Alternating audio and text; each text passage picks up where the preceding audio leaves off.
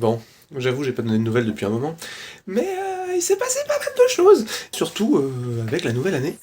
Donc c'est l'heure de faire un petit point vite fait. Vous n'êtes pas sans savoir que j'ai participé à un championnat de taekwondo qui s'est déroulé en novembre, mi-novembre, et j'ai perdu.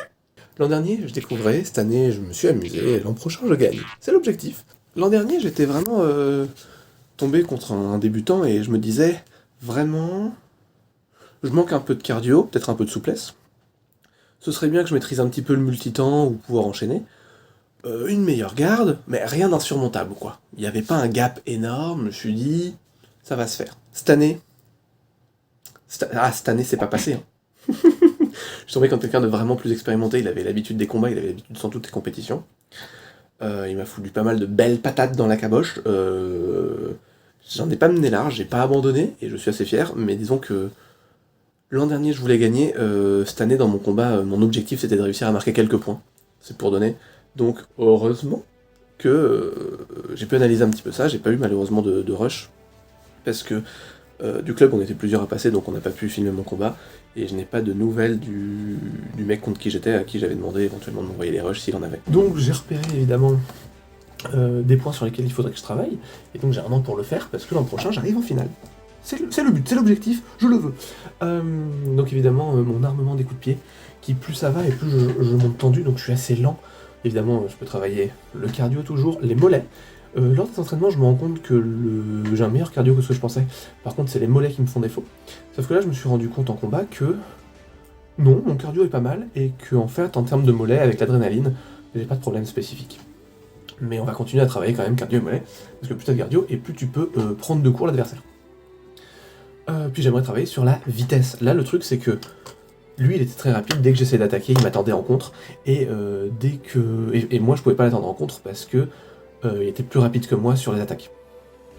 Donc il va falloir que je travaille la rapidité, que ce soit la rapidité de mes attaques, tout simplement, avec notamment un meilleur armement et du multitemps. Multitemps, c'est je lève une jambe, et avec une seule jambe, je peux donner un ou deux ou trois coups de pied sans reposer. Donc souvent, c'est effet de surprise, évidemment. Et puis enchaîner, parce que moi je fais un coup de pied, des fois je fais 1, 2, et puis je m'arrête. Alors que je pourrais enchaîner 1, 2, 3, 4, 5, 6, 7, 8, 9, 10, sans s'arrêter, parce qu'en fait, après tu es submergé, et lui c'est ce qu'il me faisait. Au début, le 1, tu bloques, 2, tu y arrives, et puis au bout d'un moment, 3, 4, 5, il marque, et notamment à la tête, et puis toi tu vois plus rien. J'aimerais bien aussi avoir des cuts violents. Alors ça, c'est pas que j'ai un problème de cut, c'est juste que c'est pour mon propre kiff. J'ai envie que quand je foute un cut, ça se sente. Il y a eu apparemment, selon mon coach, un cut que j'ai mis qui a stoppé net et il a eu du mal à l'encaisser. Et derrière, j'ai pas réussi à surenchérir parce que moi aussi j'étais KO. Et donc le but c'est ça en fait, c'est d'avoir, j'ai envie d'avoir des cuts dévastateurs. Apparemment j'ai des bons cuts. J'aimerais bien travailler aussi la sortie de terrain, mais c'est vrai qu'en club on travaille pas trop sur terrain. Et puis ce que j'aimerais faire, mais ça se travaille avec l'assouplissement, c'est le fait de sortir de corps à corps avec un coup de pied-tête. Parce que là je pouvais aller chercher le corps à corps pour essayer de l'incapaciter, sauf que dès qu'on sortait du cac, il en profitait pour me donner un coup à la tête avec ses pieds. Et moi je suis pas capable de faire ça. Alors il était un peu plus grand que moi, donc ok, mais même avec quelqu'un de ma taille, j'arriverais pas à le faire. Donc ça, il va falloir que je gagne un petit peu en souplesse là-dessus. Et je me dis que travailler sur ces points-là précis, c'est pas impossible sur une année. Bon, cadre original pour filmer, une voiture. Je fais un petit peu le point sur la formation qui a duré 2 mois et demi en UX Design. Donc moi c'est bien parce que j'avais quelques bases en UX Design, mais ça se limitait à faire des tests utilisateurs, quoi. Et en fait c'est un peu plus large que ça. Et il y avait toute une partie aussi UI, donc design d'interface, que là pour le coup j'avais pas du tout, parce que moi le visuel... Et donc ça s'est très bien passé, et en fait c'est exactement ce dont j'avais besoin. D'une part, parce que ça m'a permis de consolider mes connaissances en design, d'avoir une sorte de certification pour dire voilà, j'ai les notifs, enfin, je sais faire et j'ai une formation pour, mais également parce que ça m'a permis de rencontrer des gens, et des gens qui m'ont motivé, des gens qui nous ont expliqué, qui nous ont dit en fait, et c'est ce dont j'avais besoin d'entendre, que on n'a pas forcément un niveau débutant, même si on n'a pas d'expérience professionnelle derrière, on n'est pas des débutants dans notre niveau. Ce qui a été intéressant aussi, c'est d'avoir rencontré des personnes, je pense à Mathias Armogast et à sa femme, qui d'ailleurs ont une école de jeux vidéo aussi. Et avec eux, on a pu discuter justement déjà de comment on réseaute. Et puis moi, je suis pas très réseau, j'ai tendance à m'isoler dans mon coin. J'ai les cheveux qui font un peu comme d'hab. J'ai tendance à m'isoler dans mon coin. Et là, on a vu comment réseauter, on a vu comment tu passes d'un prototype de jeu à une version éditée. Enfin, on a pu aussi échanger des contacts autour de l'édition. En fait, ces deux personnes, Mathias et Yasmina, ont vraiment su débloquer quelque chose en moi. Et puis Léonore aussi. En fait, toute la team ont su développer le fait de me redonner confiance en moi et de me redonner motivation pour la suite. 2023 a été une année de transition un petit peu. C'est-à-dire que j'ai eu une expérience de 1 an dans du marketing digital qui s'est pas spécialement bien finie. Personnellement, avec les personnes avec qui je travaillais, ça se passait pas forcément bien. Moi-même, j'avais du mal à associer vie privée et vie professionnelle, etc. avec un métier qui me prenait beaucoup de temps puisque je m'investissais beaucoup de temps sans que ça me passionne pour autant. Donc au final, j'avais l'impression de pouvoir rien faire. Et donc après ça, j'ai un peu perdu ma motivation et ma confiance en moi. Embêtant. Donc suite à ça, évidemment, j'ai enchaîné les entretiens dans le marketing, sans vraiment trouver. J'écrivais plus, je bossais plus sur mes projets de jeux de société, etc. Et au point où j'en étais en mode, tentons travailler pour la SNCF. D'ailleurs, je suis sur le quai de la gare, il n'y a personne, c'est trop cool. J'ai pas été retenu. Ensuite, j'avais testé surveillant pénitentiaire, d'ailleurs j'attends les résultats, policier, où au final je suis pas allé aux examens physiques, aux épreuves physiques, parce que j'avais formation, et que j'ai priorisé la formation.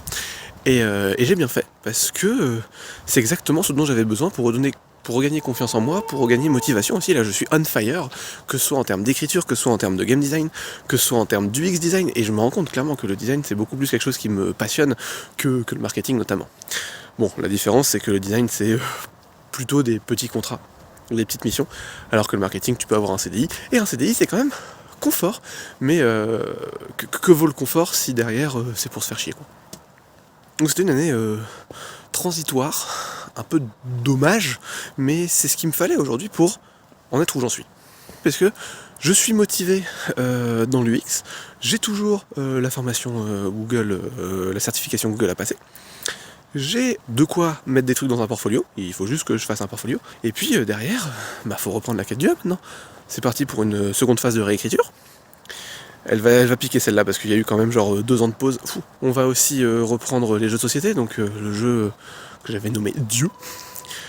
J'ai des sessions test la semaine prochaine, voilà. La semaine prochaine, au moment où j'enregistre. Donc il y a 6 mois au moment où ça sera posté. C'est la reprise, et puis j'ai d'autres idées de jeux de société et d'autres idées de livres. Donc ça c'est un peu les objectifs de l'année. En plus évidemment de m'entraîner au taekwondo, de passer ma ceinture rouge d'une part, parce que là j'ai zappé les derniers passages de grade. Et puis la barrette noire, parce qu'il n'y a pas de raison d'arrêter. Objectivement, je pense pas avoir la 2e barrette noire dans l'année, parce qu'il n'y a que 3 passages et ça commence à être un peu chaud. Mais déjà, barrette noire, ce serait cool. Bon, et au final, j'ai fait le tour de tout ce que je voulais dire. Cette vidéo va être pas trop longue, et ça va faire du bien. Petit point, je sors d'une masterclass avec Lucie Castel, Lorraine Miller, qui parlait de comment gagner sa vie en tant qu'écrivain, et comment libérer suffisamment de revenus pour pouvoir en vivre. Et autant dire que je suis remotivé à bloc. J'étais déjà, mais je me suis dit c'est important de m'enregistrer motivé, parce que c'est motivant de se voir motivé. Alors vraiment, je bout d'impatience et d'envie d'être efficace, d'avancer sur mes projets, que ce soit des jeux de société, que ce soit des livres. Et à ce côté où j'ai tellement confiance là en l'avenir et en mes capacités, j'ai l'impression de n'avoir jamais été aussi proche de pouvoir vivre de mes passions. Et c'est trop bien. Je vous ai pas parlé, je crois, du jeu de société. J'ai eu très envie de me remettre à bosser sur le jeu de société parce que lors de ma formation UX, j'ai rencontré une personne, donc à qui si on fait des tours de table, on se présente, on discute, etc. Et je disais que je développais des jeux de société. Et cette personne faisait partie d'un club de jeux de société. Donc elle m'a invité à venir tester mon jeu avec des personnes qui connaissent pas mon jeu d'une part, et puis des gens qui ont l'habitude de jouer aussi, c'est très intéressant. Donc je suis allé le tester il n'y a pas si longtemps que ça là. Et c'est trop bien parce que moi j'avais peur que mon jeu soit compliqué, soit un peu lourd, soit difficile à prendre en main en fait. Et ce groupe de personnes m'a convaincu, m'ont réconforté dans le sens où il est agréable comme jeu, il est pas dur à prendre en main. Bon après c'est une première partie donc forcément t'as des difficultés à prendre en main, mais je veux dire, les règles sont assez fluides, le jeu est intéressant, il y a de la tension entre les joueurs, il n'y a pas ce côté, il y en a un qui commence à gagner, et du coup il gagne tout sans distinction, enfin qu'il n'y a plus de tension. Changement de côté. Donc ça c'est plutôt bien. Donc les points étaient serrés, le jeu était intéressant.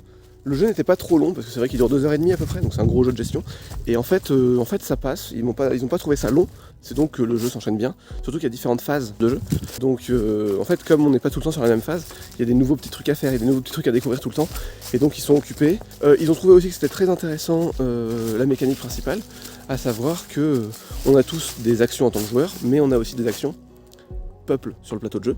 Et en fait, les peuples tournent, donc tu joues pas toujours le même peuple. Et même si c'est vrai que j'ai du mal encore à faire en sorte que les joueurs échangent, parce que je voulais qu'il y ait du trafic entre joueurs, ça n'arrive pas trop, mais j'ai pu discuter avec des gens justement qui jouent à des jeux de société tous les vendredis soirs, donc ils ont beaucoup plus de rêves que moi, et ils m'ont donné 2-3 idées. Bref, ça m'a ultra motivé, et ça c'est super cool, il faut juste que je me casse pas la gueule maintenant.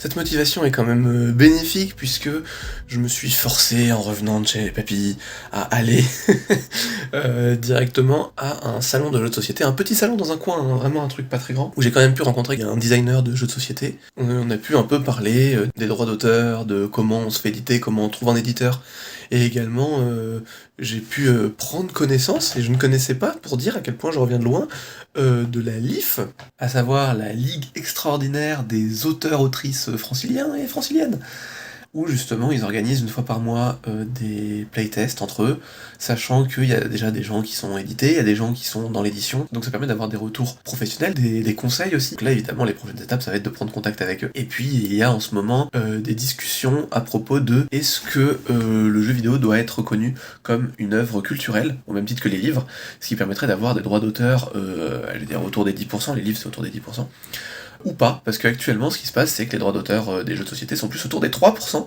ce qui fait mal, même la littérature jeunesse c'est 6, et la littérature jeunesse c'est considéré comme pas payé. On se fait douiller, comme quoi c'est pas inutile de se taper 2 heures de route un samedi. C'était super intéressant. Et là, je suis en train actuellement de faire le montage de la vidéo précédente qui était censée résumer l'été. Et pareil, je me rends compte que je m'améliore en montage, je suis pas spécialement plus rapide. Quoique un peu plus, mais surtout je me sens plus à l'aise avec les outils et réussir aussi à mettre plus d'intensité sur le montage, qui sont un peu plus dynamiques, et réussir à rajouter du son compte énormément. Et ça c'est le genre de truc où j'y avais pas pensé avant, donc je me sens m'améliorer sur ce point-là, et ça aussi c'est extraordinaire. Il y a aussi eu la reprise du sport là, où je sens que je récupère assez vite le cardio que j'avais avant la grosse pause. J'ai pas encore repris exactement l'écriture, mais je me suis inscrit à quelques concours sur l'année, et puis reprise du jeu de rôle. Il y a un jeu de rôle qui repose depuis le confinement, j'ai relu les règles, ça va, je reprends un petit peu là où on en était en termes de scénario, donc la machine se remet en marche, ça fait plaisir. La motivation est quelque chose de fragile, et c'est pour ça que j'enregistre, parce que là j'ai un gros coup de démotivation, c'est con. On est le 7 février, et alors qu'il y a même pas une semaine, j'étais en mode « Oh, je vais faire le monde !» Et là je suis déconnecté, ouais, à cause d'une seule petite discussion où à table, les parents ont demandé « Alors, tu t'es inscrit au concours policier cette année ?» Il a suffi de ça en fait pour dégringoler la motivation, pour dire « Putain mais en fait vous croyez pas en mes projets ?» Dire « Quand est-ce que tu trouves un boulot ?» Comment ça, quand est-ce que je trouve un boulot ? Genre, j'entends, mais enfin là je suis encore en formation, certification Google, et puis bon j'ai mon portfolio à faire, j'avoue j'ai pas commencé. Forcément j'étais un peu mou. Et c'est normal en fait, c'est la reprise, il y a eu des vacances, il y a eu, bon, en janvier j'ai couru partout, et du coup je viens de débarquer entre guillemets. Donc c'est pas quand est-ce que je trouve un boulot, en fait ça marche pas comme ça. Surtout que j'ai envie de faire les choses bien, genre si je veux postuler quelque part, je peux pas juste envoyer un CV et dire démerdez-vous, déjà il faut un portfolio, mais en plus il faut faire un truc où tu fais le CV aux couleurs de l'entreprise, je sais pas, sur ton portfolio tu fais en sorte de refaire leur site, ou un truc comme ça, tu vois, que t'arrives et que tu dises, il y a quand même derrière des choses que j'ai envie de faire, de mettre en place, genre je vous contacte pas au petit bonheur la chance. Je sais qu'en UX design il y a énormément aussi d'auto-entrepreneurs, et c'est le genre de truc où ça prend du temps d'être auto-entrepreneur. Bon, déjà, il faut que je me déclare et tout ça. Ça, c'est pas forcément très long, mais je l'ai pas encore fait parce que je me sens pas encore prêt, tant que je suis encore en formation, en fait. Et du coup, voilà, il y a ce côté un petit peu perte de motivation, perte de sens, de me dire, putain, même mes proches ne soutiennent pas, en fait. Ils sont en mode, l'écriture, on s'en bat les couilles, le game design, on s'en bat les couilles, l'UX, on s'en bat les couilles, inscris-toi à Flick, alors que j'ai laissé tomber, je veux plus faire ça, en fait. Je veux pas avoir des horaires aléatoires. En fait, je veux avoir une vie, soit qui me permettent de bosser directement dans mes passions, soit qui me permettent d'avoir du temps pour mes passions. Et moi, j'ai trouvé la solution. La solution, c'est de devenir écrivain, ou designer de jeux de société, ou travailler en tant que UX design. Et je pense que c'est vers ça que je vais, en fait. C'est juste que y aller, ça se fait pas, malheureusement, en 3 heures. Voilà.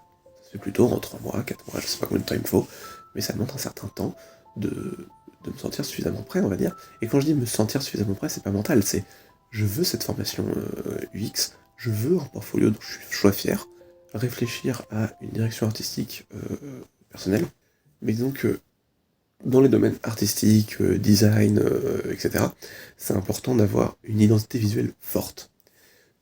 Une identité visuelle, une identité tout court en fait. C'est un peu le truc, je sais pas qui a dit ça. Il disait voilà, trouve qui tu es et quand tu auras trouvé, fais-le exprès. C'est ça, t'es obligé d'être remarquable. Donc forcément, il faut que je creuse ça, et ça, j'avoue, ça fait un moment que je le repousse, parce que je sais que c'est beaucoup de tâches. J'avais commencé à faire quelques recherches, mais je me suis pas arrêté sur une DA encore. Donc il va falloir que je fasse quelques tests, quelques machins, et que je choisisse une ou deux couleurs, peut-être une couleur dominante, et puis une de... comment ça s'appelle ? Une d'accent. Peut-être que je choisisse une police aussi, mais je suis nul en police, par contre, ça va être compliqué. Je peux trouver deux polices aussi, une pour les titres, une pour le texte. Moi j'aime bien la Minion Pro, mais je trouve qu'elle est très imprimable. Bref. Donc voilà, il va falloir que je réfléchisse à ça. Et ça va prendre du temps, mais en fait, le truc c'est que ça, je sais exactement, c'est bien que je m'enregistre, ça me remotive à mesure que je parle, je vois exactement les jalons à faire, les étapes dans chacun des trucs à faire. D'ailleurs, j'ai bossé là depuis en janvier globalement sur mettre par écrit les différentes étapes dans chacune des catégories, donc je sais exactement les points sur lesquels il faut que je travaille pour arriver à l'étape finale. J'ai chaque étape, j'ai plus qu'à les suivre, point par point. Merci caméra, tu m'as bien remonté le moral. Un des problèmes que j'ai principalement, ça va être que j'ai été biberonné au pourquoi attendre demain ce que tu peux faire aujourd'hui, et j'arrive à des stades où je pouvais enchaîner les nuits blanches, du coup ne pas réussir à me lever, et en fait ça décale tout dans la vie, et ça ne rend pas plus efficace. Il faut que j'arrive vraiment à penser pourquoi faire aujourd'hui ce qui peut attendre demain. Le but c'est pas de tout faire et d'avancer extrêmement vite. Le but c'est de viser un point, de dire voilà c'est exactement là que je veux aller, et y aller tous les jours, t'avances. Il faut penser brise-glace en fait. Peu importe que le vent il soit pas favorable, on y va. Oui mais la glace aujourd'hui elle est un peu plus dure parce qu'il fait un peu plus froid. M'en fous, j'avance. Et peut-être qu'aujourd'hui j'avancerai moins vite que demain, ou qu'hier, mais ce qui compte c'est que tous les jours j'avance un peu. Et je pense que c'est comme ça qu'il faut faire. Faut que je pense aussi, par exemple au taekwondo, on n'est pas ceinture noire en 6 mois. On passe la jaune, on passe la barrette bleue, on passe la bleue, et petit à petit on avance. Parce que oui, c'est super cool de faire des mondolio, des yop sautés, c'est cool, vraiment. On a envie d'en faire. Mais des fois, juste, on sait pas encore en faire. Il faut accepter qu'il faut apprendre les bases, il faut accepter que pour publier un livre, il faut que le livre soit écrit, et que pour que le livre il soit écrit, il faut travailler sur la structure. Donc il faut que je pense à pas besoin de tout faire aujourd'hui. Ce qui compte, c'est que tous les jours ça avance. Un peu. Parce que j'ai pas envie d'avoir fait tout ça pour abandonner. L'échec fait partie du processus de réussite, et c'est normal de pas avoir réussi en un an à faire un livre et être édité. C'est normal de pas avoir fini un jeu de société en un an. C'est un premier jeu de société, c'est un premier livre. Je devais apprendre déjà les mécaniques d'écriture, les mécaniques de design de jeux de société, qui sont particuliers par rapport au design de jeux vidéo. J'ai dû aussi apprendre à travailler en autonomie complète, connaître mon propre rythme de travail, connaître ma psychologie. En plus j'étais pas dans une phase super ouf de ma vie. Donc en fait, tout ça, ça prend du temps, et donc c'est normal que ça n'ait pas marché en si peu de temps, en réalité. Tout ce qui va compter maintenant, c'est à quel point je vais pouvoir utiliser cette expérience acquise pour pouvoir transformer ça en réussite. Et du coup, j'ai pas envie de tout laisser tomber sous prétexte que ce serait très facile de dire j'envoie un CV ailleurs. Voilà, et je pense à ça, mais l'UX aussi, c'est compliqué de rentrer dans le milieu de l'UX. Une fois que t'as un pied, ça va, mais faut mettre le premier pied, et c'est pas si simple.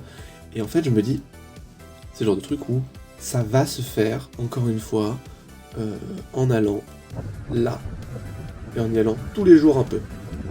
Je pense que c'est ça la principale chose qu'il faut que je fasse. Il n'y a pas 36 000 solutions, c'est vraiment j'y vais sans me poser de questions. Parce que la motivation que j'avais au début de cette vidéo là, il faut maintenant la transformer en méthodologie, en rigueur, en endurance. Parce que la motivation c'est bien, ça lance mais ça dure quelques jours.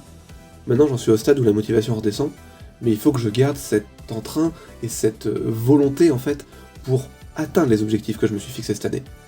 Donc on pense brise-glace et on y va. Et on avance. Il n'y a plus qu'à faire en fait.